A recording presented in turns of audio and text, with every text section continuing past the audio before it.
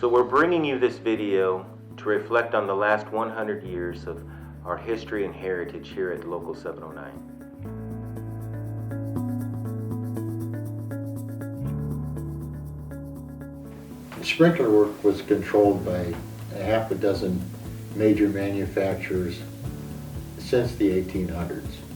These companies had crews that they would send in to install sprinklers.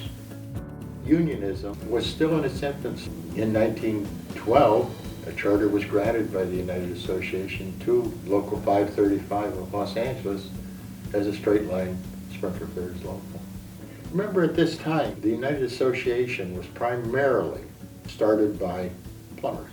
It was the AFL under Samuel Gompers that in 1898 told International Association and the United Association that they should amalgamate, become one.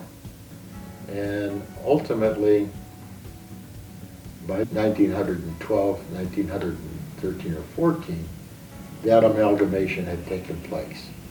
Had not the International Association existed, we would have a different international union today than we've got.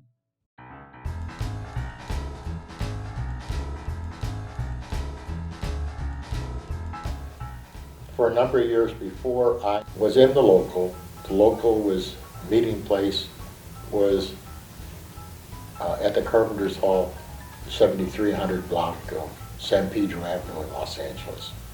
A couple of years after that, we moved to 846 South Union, the Teamsters building.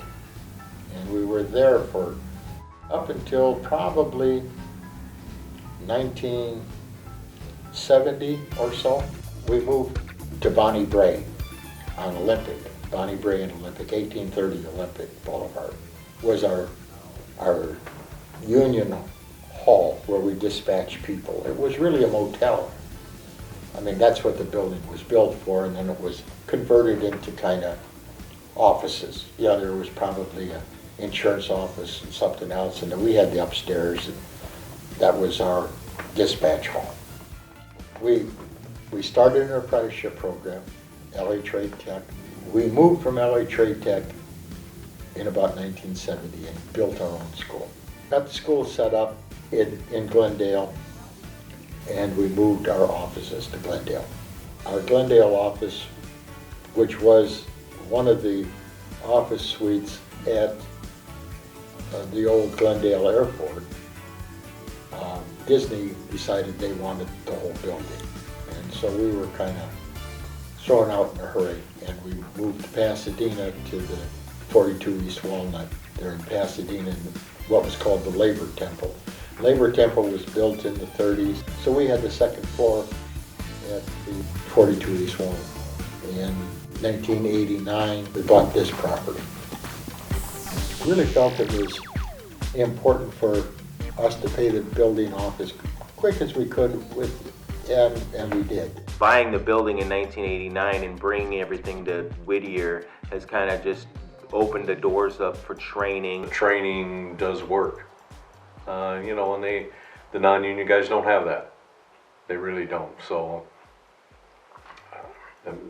we have a distinct advantage, and that's what I tell them. The apprentice, I told him the other night, I says, get all the training you can because it makes you more employable.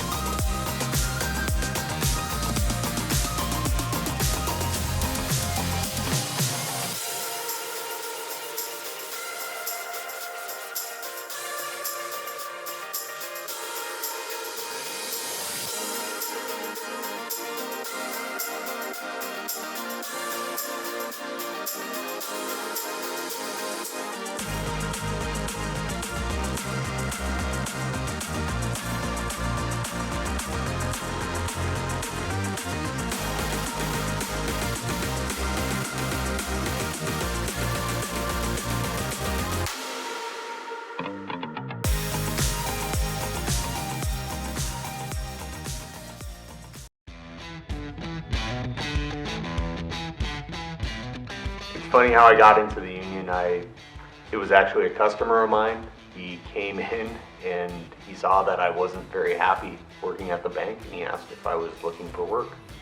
And I told him yes, and he told me about the union, and he actually broke down all the benefits, all the health, the pension, the 401k, or I believe 401a, all that stuff. And I was like, I could pretty much make a lot more than I do now.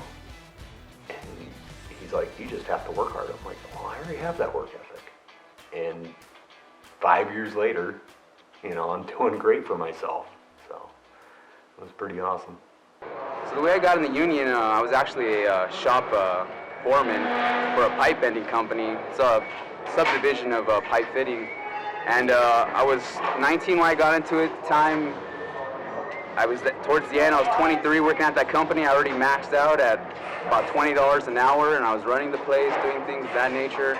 And I realized, you know what, I'm doing so much, and I'm not really getting anything back. Luckily, my girlfriend at the time, she knew the HR at Local 709. There was a flyer, and I signed up for it. Came in, the initial orientation, took my test, and 3 months later, I was part of the union. And ever since then, I haven't turned back, and I love it. And that's all I have to say about that. Started off working in the warehouse as a delivery driver, and I would just distribute material, communicate with the guys to coordinate deliveries, and then their boss actually hit me up for an application to see if I want to join the union. And I just went from there, filled out the application, waited a year, and I finally got in, and that was 14 years later, here I am as a field foreman. So I'm really fortunate to keep my job and work really hard and try to do everything I can do every day. I got in the union from my father. Kind of didn't have any sense of direction after high school, and this was the trade he had chosen, so I just took the initiative and joined the 709 too. So I took the job thinking it was going to be for a summer, and that was almost 60 years ago. And I loved to work from the first day. I wanted to work in construction, so I applied to all the different apprenticeships in my area, and Local 709 contacted me first. So I joined the apprenticeship, and like I said, I didn't really have any expectations. I didn't know what to expect. But at the time I joined, I believe I had two children already, and then over the years I accumulated 3 more, and they live a very good life. My brother and my cousin are both in the union.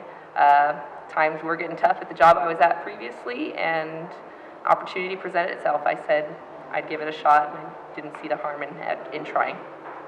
I was working for a shop, Grinnell shop, on Mateo Street, and I had a fitter come in and asked me if I thought about getting in the trade. I said I would like to. He says you need to sign up for the 709's apprenticeship, and that's what I did. And it took about 1.5 years to get in, but I got in and been great ever since. I wasn't going to be denied, right? I wanted to be a part of the local union. I wanted to be able to be on a committee, on a board, run for office. That was my dream. So when I transferred over, it wasn't about money. It was about the ability to be a good union member. And I think it worked out well for me. And everybody that worked for a sprinkler company, whether they worked in the shop, in fabrication, whether they drove a truck for a sprinkler company, or they worked in a hangar department, wanted to become a sprinkler fitter. They tried so hard, and once they got in here, like myself, they appreciated it so much, and they're so happy to be in here. Everybody wanted to be a sprinkler fitter that worked with any company that was tied to Local 709 sprinkler fitters. And I'm one of them, and I'm very happy about that, and it's changed my life. Good union member means a lot of things. Loyalty, knowing right from wrong, doing the right thing, doing it safely. It's a very important step in being a good union member. There is not a harder working bunch of pipe tradesmen within the United Association who work harder than a sprinkler fitter, day in and day out.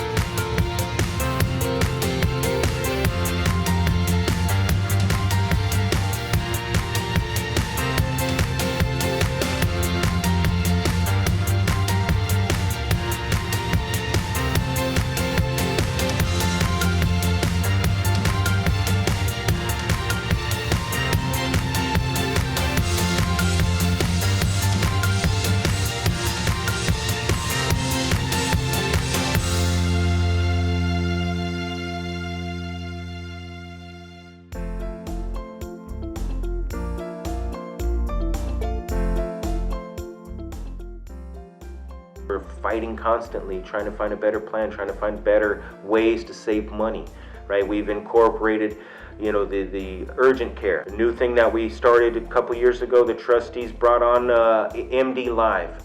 So now you could go to the doctor on your phone, on your laptop, 100% coverage. And I tell you, it works. I've seen my kids use it. They're sick. They go on the MD Live. They're like, hey, Dad, come on, I'll go get my prescription. 10 minutes later. It's fantastic, right? It's cut costs big time.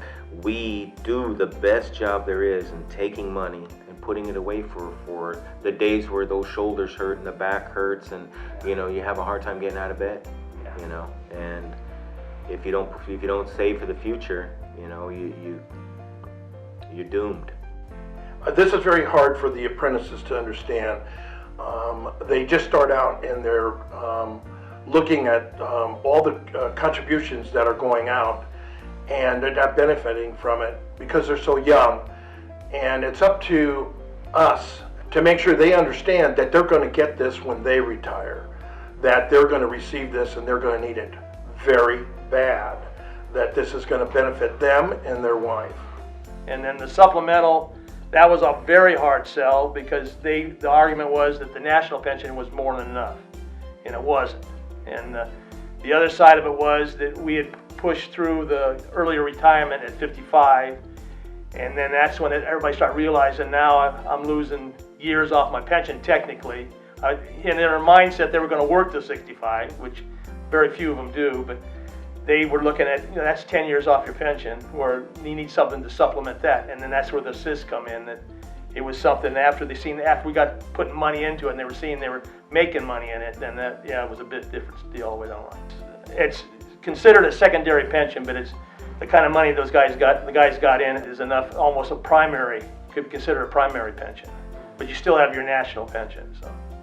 A lot of the members now, I've been here and they're going out there with over almost $1 million in that supplemental, and that, you know, that's, I don't know about how you feel about it, $1 million. Plus, you got a national pension on top of that, so yeah, you can't bitch about that. And you're getting out early. You're getting out at 55, and I said.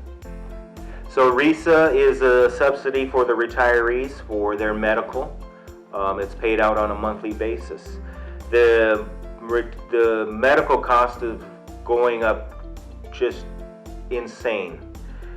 Starting in 2020, our cost for our retiree will be $910 a month. So if they're getting a $2,900